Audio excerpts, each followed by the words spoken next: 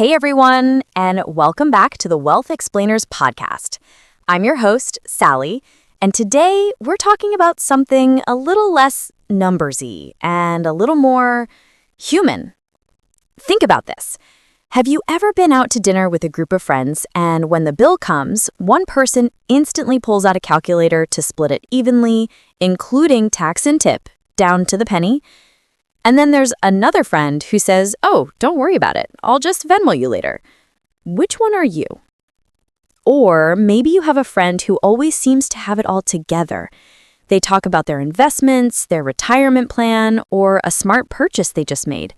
You listen and you think, "I wish I knew how to do that." Here's the thing. We've all been in these situations. Our social circles have a huge, often invisible impact on our finances.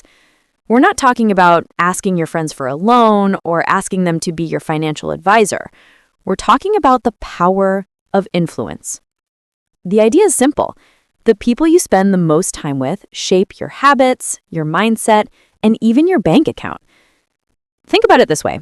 If your group of friends loves to go out to expensive restaurants every weekend, what do you end up doing? You probably go out to expensive restaurants every weekend. That's just what you do. Your spending habits start to mirror theirs, even if you don't realize it.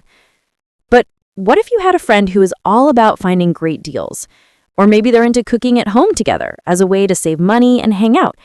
Suddenly, that seems like a much more appealing and manageable option for you. You start picking up their good habits.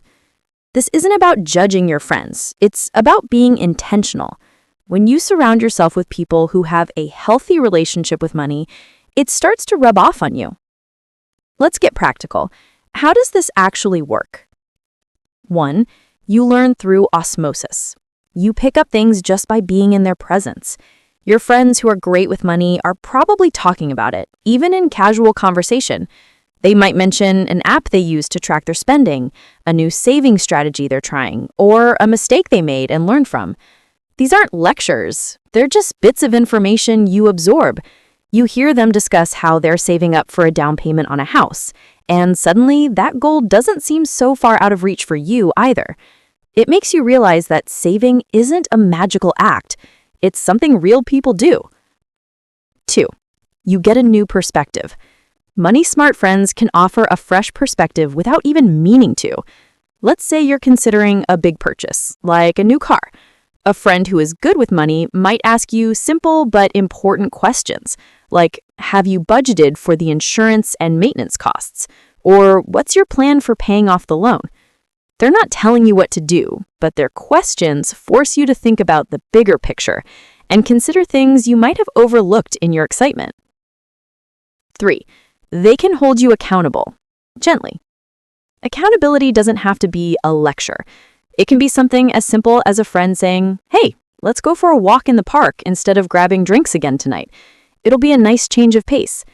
That small suggestion helps you save money, get some exercise, and build a new habit, all at the same time. The best friends are the ones who support your goals, and that includes your financial goals, even if they don't know the exact dollar amount you're aiming for. Now, this isn't about ditching your old friends. It's about expanding your circle. It's about seeking out relationships with people who inspire you to be better, not just in your career or your health, but with your finances too. So here's the simple, actionable takeaway. You don't need to go out and interview new friends about their 401k. Just start to notice the money habits of the people around you. The next time you're with a friend, pay attention. Do they talk about their financial goals? Do they look for ways to have fun that don't always involve spending a lot of money? Do they have a healthy, stress-free relationship with their finances? Your simple action step today is to identify one friend whose financial habits you admire. Then make a conscious effort to spend more time with that person.